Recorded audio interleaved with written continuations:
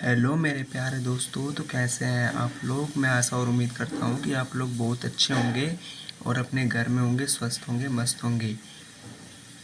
तो आज हम पढ़ने वाले हैं अर्थशास्त्र के पहला चैप्टर विकास। और यह एक बहुत महत्वपूर्ण चैप्टर है जो आपके पेपर के संदर्भ में इससे क्वेश्चन बनते हुए आपको दिखाई देते हैं। आर्थिक क्रियाओं के अध्ययन की कोई अर्थशास्त्र कहते हैं। जैसे आपके पापा हैं, वो दिन में काम करते हैं, फिर रात को आते हैं, फिर खाना खाते हैं, सोते हैं, तो ये हमारी आर्थिक क्रिया हो गई। तो इसके अध्ययन को हम अर्थशास्त्र कहते हैं। व्यक्ति की आय या वेतन में वृद्धि कोई आर्थिक विकास कहते हैं। जैसे मान लो आपके पापा की तनख्वाह है 10,000, तो वो 1 साल बाद 11,000 हो गई, तो वो आपके पापा का आर्थिक विकास हुआ है। तो इसे ही हम आर्थिक विकास कहते हैं। विश्व बैंक की विश्व रिपोर्ट 2006 के अनुसार 2004 में प्रति व्यक्ति आय जिन देशों में 4,53,000 प्रति वर्ष या उससे अधिक है वह समृद्ध या विकसित राष्ट्र कहलाते हैं। ये विश्व बैंक की रिपोर्ट है, ये हमेशा बदलती रहती है, तो ये 2004 का आंकड़ा है। तो विश्व बैंक के अनुसार प्रत्येक व्यक्ति 37,000 प्रति वर्ष से कम कमाता है तो वह विकासशील निम्न आय वाला देश है। हमारा देश है तो वो ना ही ज़्यादा विकसित देश है, ना ही विकासशील देश है, वह मध्यम में है। तो वह धीरे धीरे विकास की ओर बढ़ रहा है और आने वाले 10 से 12 सालों में हमारा देश विकसित हो जाएगा। तो UNDP के अनुसार ये एक संस्था है, उस देश के लोग शिक्षित एवं स्वस्थ और आय के आधार पर होता है। तो UNDP किसी देश को विकसित और विकासशील नापती है, तो वो किससे नापती है? शिक्षा एवं स्वास्थ्य के आधार पर और आय के आधार पर नापती है।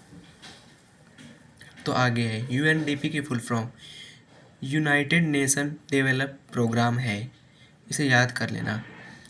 तो देश की कुल आय को देश की कुल जनसंख्या से भाग कर दिया जाता है, उसे प्रति व्यक्ति आय कहते हैं। जैसे मान लो आपके एक देश है, उसमें 100 लोग रहते हैं और एक व्यक्ति है जो है वो 10 रुपये एक महीने का कमाता, एक दिन का कमाता है। तो वो 100 लोग कितने हो गए? 100 लोग कितने कमाएंगे एक दिन में? तो 1,000 रुपये कमाएंगे। और उसी दूसरा देश है तो उसमें 2 लोग हैं और पर व्यक्ति प्रति डे 500 रुपये कमाता है, तो वो भी 1,000 रुपये कमाएंगे। लेकिन इसमें विकासशील कौन देश है? जिसमें 100 लोग हैं वो विकासशील है, जिसमें 2 लोग हैं वो विकसित देश है। क्योंकि विकासशील देश उसमें 100 लोग मिल के 10-10 रुपये करके 1,000 कमा रहे हैं, और विकसित देश है तो वो 500 है, तो उसमें बस 2 ही बंदे मिल के 1,000 कमा रहे हैं। तो शायद आपको, मैं उम्मीद करता हूँ आपको समझ में आ गया होगा विकास और विकासशील देश के बारे में। तो इसे प्रति व्यक्ति आय कहते हैं, इसे याद करना। 2006 के अनुसार 28,000 प्रति वर्ष एक वर्ष में थी। ये भी UNDP का अनुसार है, आय के आधार पर है। किसी देश में उत्पादित कुल आय को सकल राष्ट्रीय उत्पाद कहते हैं। सकल राष्ट्रीय उत्पाद को सकल राष्ट्रीय आय भी कहते हैं, तो आप याद करना, इसे अच्छे से भी याद कर लेना। क्योंकि जो सकल राष्ट्रीय आय ये एक देश में है, उसमें देश में उस राष्ट्र में कितने पैसे पर साल में होते हैं, तो वो एक राष्ट्रीय आय होती है। किसी देश में उत्पादित कुल आय को सकल राष्ट्रीय उत्पाद कहते हैं, ये तो मैंने बता दिया। और किसी देश में उत्पादित कुल आय में से निर्वात होने वाली आय को घटाने पर जो बचता है उसे सकल घरेलू उत्पाद कहते हैं। सकल घरेलू उत्पाद को हम GDP से भी दर्शाते हैं, और GDP की फुल फॉर्म होती है ग्रो डोमेस्टिक प्रोडक्शन। अब आप कहेंगे GDP यानी सकल घरेलू उत्पाद क्या होता है? तो सकल घरेलू उत्पाद का मतलब होता है कि एक देश में जितनी जनसंख्या है, जैसे हम अपने देश में अर्थव्यवस्था को 3 भागों में बांटे हैं, तो उसे पहले भाग में आता है प्राथमिक सेक्टर, द्वितीय भाग में आता है द्वितीयक सेक्टर, और तीसरे में आता है तृतीयक सेक्टर। तो पहले सेक्टर में हम कहते हैं उसमें कृषि जैसे खेती से संबंध जो कार्य होते हैं वो पहले में आते हैं, और दूसरे में कृत्रिम यानी मशीनों का प्रयोग होता है, जो सामान बनाए जाते हैं वो दूसरे में आते हैं, और सेवाओं का प्रदान करना वो तीसरे में आता है।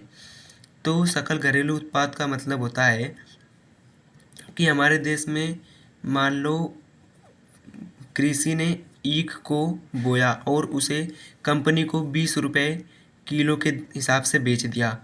तो फिर कंपनी ने चीनी बनाई उसकी, और चीनी को उसने 30 रुपये किलो के हिसाब से दुकानदार को बेच दिया, और दुकानदार ने ग्राहक को 40 रुपये किलो के हिसाब से बेचा। तो जो सकल घरेलू उत्पाद होगा वो 40 रुपये किलो, 40 रुपये होगा। तो आपको समझ में आ गया होगा। प्रति 1000 जन्म लेने वाले बच्चे 1 साल की उम्र से पहले मरने वाले बच्चों की संख्या को शिशु मृत्यु दर कहते हैं। मतलब 1 वर्ष में 1000 बच्चों का जन्म होता है, और उसमें से 1 वर्ष में होते होते कितने बच्चे मर जाते हैं, उसे शिशु मृत्यु दर कहते हैं। सन 2011 के अनुसार भारत की शिशु मृत्यु दर 1000 में से 44 थी।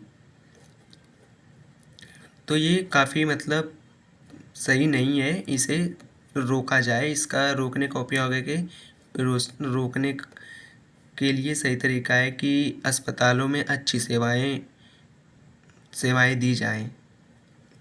और भारत का लिंगानुपात 2011 के अनुसार 1000 व्यक्तियों में से 940 महिलाएं था, लेकिन फिर भारत का लिंगानुपात 2021 के अनुसार 1000 व्यक्तियों में से 1100 हो गया।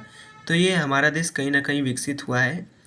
तो जब पुरुषों में से ज़्यादा महिलाएं होती हैं तो देश काफ़ी अच्छे तरीके से विकसित होता है, तरक्की करता है। प्रति व्यक्ति आय को औसत आय भी कहते हैं। ये पेपर में आता है कि प्रति व्यक्ति आय पूछ लेगा या औसत आय, तो ये दोनों एक ही होते हैं। एक औसत वयस्क अधिकतम जितनी उम्र तक जीता है उसे संभावित आयु कहते हैं। जो एक वयस्क होता है, जैसे वो कोई 80 साल तक जिएगा तो उसकी संभावित आयु 80 वर्ष हो जाएगी। कोई 60 तक ही जिएगा तो उसकी संभावित आयु 60 तक हो जाएगी। तो आइए देखते हैं आंकड़ों के अनुसार महिला और पुरुष की संभावित आयु। 2011 के अनुसार पुरुष की संभावित आयु 67 वर्ष है, साल है। 2011 के अनुसार महिला की संभावित आयु 72 साल थी। तो महिला पुरुष से ज़्यादा जीती है। 7 वर्ष और उससे अधिक आयु के लोगों में साक्षर जनसंख्या के अनुपात को साक्षरता दर कहते हैं। अब 7 वर्ष मतलब हमारे देश में कोई भी बच्चा है वो 7 वर्ष से बड़ा है और उसे अपना नाम तक लिखने आता है तो वो एक पढ़ा लिखा नागरिक होगा भारत का। तो इसे साक्षरता दर कहते हैं और इसे साक्षरता दर में रखते हैं। तो 2011 के अनुसार भारत की साक्षरता दर 74% थी। अब 2021 के नए आंकड़े के अनुसार ये बढ़ भी गई होगी। तो 6 से 10 वर्ष की आयु के स्कूल जाने वाले कुछ बच्चों का उस आयु वर्ग के कुल बच्चों के साथ प्रतिशत उपस्थिति अनुपात कहलाता है। अर्थव्यवस्था को 3 प्रमुख क्षेत्रों में बांटा जाता है। देखो मैंने पहले बताया था, वो दोबारा यहाँ पर आ गया है, तो यहाँ पर लिखा है तो इसे नोट कर लेना। तो पहले लिखा है प्राथमिक क्षेत्र, और दूसरे में है द्वितीयक क्षेत्र, और तीसरे में है तृतीयक क्षेत्र। तृतीयक क्षेत्र को हम सेवा क्षेत्र भी कहते हैं। तो भारत की राष्ट्रीय आय में तृतीयक क्षेत्र का सर्वाधिक योगदान होता है। जैसे मैंने चीनी का एग्जाम्पल दिया था, तो तृतीयक क्षेत्र में वो चीनी 40 रुपये किलो के हिसाब से बिकी, तो जो तृतीयक क्षेत्र है तो वो 40 रुपये के हिसाब से बेचता है, तो सकल घरेलू उत्पाद उसका 40 रुपये होता है। तो आर्थिक विकास की माप करने के उचित सूचांक प्रति व्यक्ति आय है। मतलब जैसे मैंने एग्जाम्पल बताया था कि आपके पापा 10,000 रुपये महीने कमाते हैं, तो वो उनकी अगले साल अगर वो 11,000 हो गई तो आपके पापा का आर्थिक विकास हुआ है। पीडीएस सार्वजनिक वितरण प्रणाली कम कीमत पर भोजन उपलब्ध करके गरीब लोगों के पोषण स्तर को बनाए रखने में मदद करती है। ये एक सरकारी प्रणाली है, और जैसे आपको निजी प्रणालियों पे जाओगे तो आपको कहीं पर 20 रुपये का खाना मिलेगा, तो वैसे ही अगर आप इस प्रणाली पे जाओगे पीडीएस सार्वजनिक प्रणाली पे, तो आपको 20 का 5 रुपये में खाना मिल जाएगा। तो रिजर्व बैंक ऑफ इंडिया इसकी स्थापना 1935 में बना था। ये भारत का सबसे बड़ा बैंक है और भारत की मुद्रा इसी बैंक में बनाई जाती है। तो आज ये हमारा चैप्टर कंप्लीट हो गया। ये एक छोटा सा प्यारा सा चैप्टर था। तो वीडियो अगर पसंद आई हो तो वीडियो को लाइक शेयर सब्सक्राइब ज़रूर करें। तो अब मिलेंगे आपको अगली वीडियो में। तब तक बाय बाय, टेक केयर।